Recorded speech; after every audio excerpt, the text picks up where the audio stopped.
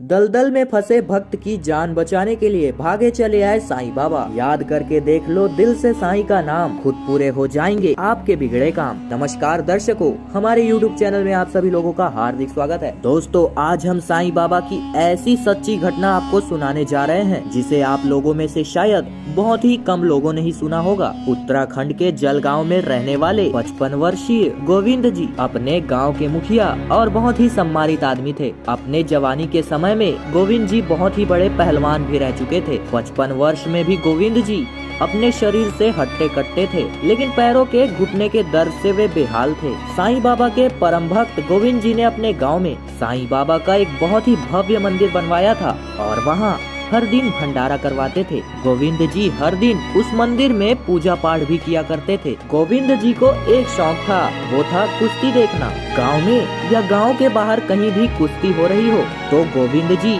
उस कुश्ती को देखने अकेले ही पहुंच जाते थे। एक बार उनके गांव से थोड़े दूर नदी के उस पार बहुत ही बड़ी कुश्ती प्रतियोगिता हो रही थी। जब गोविंद जी उस प्रतियोगिता के बारे में सुने तो गोविंद जी का मन उस प्रतियोगिता को देखने का करने लगा। गोविंद जी को ये पता था कि हमारे गांव से कुछ दूर वहां पर कुश्ती प्रतियोगिता हो रही है, लेकिन गोविंद जी को नदी के उस पार उस गांव का रास्ता नहीं पता था। गोविंद जी को बस इतना ही पता था कि नदी के उस पार बहुत ही बड़ा कुश्ती का प्रतियोगिता हो रहा है। कुश्ती के प्रति गोविंद जी का लगाव होने के कारण उन्होंने अपना मन बना लिया कि नदी के उस पार जाकर मुझे कुश्ती प्रतियोगिता देखनी ही है। गोविंद जी अकेले ही निकल पड़ते हैं नदी के उस पार कुश्ती को देखने के लिए। जब वे नदी में पहुंचते हैं तो वहां पर एक नाव वाला होता है जो बहुत ही आलसी और खड़ूस था। नदी के उस पार जाने के लिए मात्र उसी की नाव नदी पर थी, इसलिए गोविंद जी उस नाव वाले से नदी के उस पार चलने के लिए बोलते हैं, लेकिन वह खड़ूस ये बोलता है कि ये समय उसके सोने का है, इसलिए वो कहीं नहीं जाएगा। गोविंद जी उस नाव वाले से विनम्रता पूर्वक आग्रह करते हैं और वो उसे बताते हैं कि वो गांव के मुखिया हैं। इस पर वो नाव वाला और भी ज्यादा गुस्सा हो जाता है और बोलता है कि मैं क्या करूं, तुम मुखिया हो तो तुमको नदी के उस पार जाना है तो तैर के चले जाओ। नाविक की इस बात से गोविंद जी बहुत ही ज्यादा गुस्से में आते हैं। फिर वो नाविक को नदी पार जाने के लिए दुगनी रकम देने के लिए तैयार हो जाते हैं। दुगनी रकम सुनकर वो नाविक तैयार हो जाता है। नदी के उस पार जाने को गोविंद जी नाव पर सवार हो जाते हैं और नाव नदी में चल पड़ती है। जब नाव नदी से कुछ दूरी पर रहती है तब नाव वाला बोलता है कि आपको यहीं उतरना पड़ेगा। गोविंद जी ने नाव वाले से बोला कि यहाँ पर तो पानी कमर तक होगा, क्या आप मुझे किनारे तक नहीं छोड़ेंगे? इस पर वो नाविक बहुत ही क्रोध स्वर में बोला, ये नाव इतनी कम पानी में नहीं चल पाएगी और मुझे वापस भी जाना है, तो तुम शीघ्रता से यहीं उतर जाओ, नहीं तो मैं तुम्हें वापस नाव सहित ले चलता हूँ। वैसे तो गोविंद जी पहलवान आदमी थे और अगर वे चाहते तो उसी समय वो नाविक को एक मुक्के से गिरा सकते थे, लेकिन अपनी शांत प्रवृत्ति के कारण वे नाव वाले को पैसे देकर नाव से नीचे उतर गए और नदी के किनारे की तरफ जाने लगे। थोड़ा सा ही आगे बढ़ने पर गोविंद जी को एहसास होता है कि वो नदी में धंसने लगे हैं और वो जितना ही ज्यादा नदी से बाहर निकलने की कोशिश कर रहे थे उतना ही अंदर धंसते जा रहे थे। उन्होंने चारों तरफ देखा लेकिन उन्हें आसपास कोई नहीं दिख रहा था। गोविंद जी समझ गए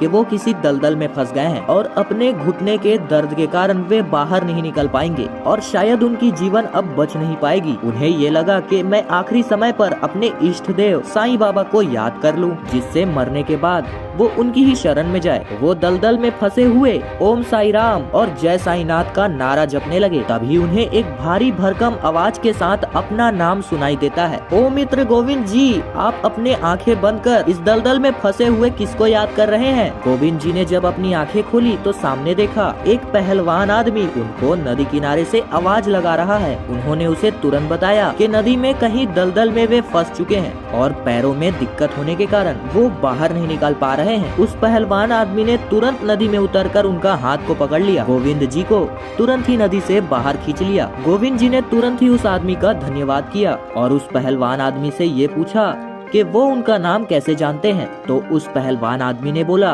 कि वो उसे कुश्ती लड़ते हुए देख चुका है और उनको अक्सर कुश्ती प्रतियोगिताओं में देखता रहता है। इसके बाद गोविंद जी ने जिस गांव में कुश्ती की प्रतियोगिता हो रही थी उस गांव के बारे में पूछा। इस पर उस पहलवान जी ने बोला, अरे वो तो मेरे ही गांव में हो रही है, चलिए मैं आपको वहां ले चलता हूं। रास्ते में बात करते हुए गोविंद जी ने उनसे नाम पूछा। इस पर वो पहलवान बहुत ही जोरों से हंसा और बोला कोई एक नाम हो तब तो बताऊं, फिर भी आप मुझे साईं दास के नाम से बुला सकते हैं। गोविंद जी को उनकी बातें थोड़ी अजीब लगी, लेकिन उन्होंने बातों को अनदेखा कर दिया। गोविंद जी आखिरकार उस पहलवान के साथ प्रतियोगिता में पहुंच जाते हैं। फिर गोविंद जी ने उस पहलवान का धन्यवाद करना चाहा तो उन्होंने देखा कि बगल में चल रहा पहलवान गायब हो चुका है।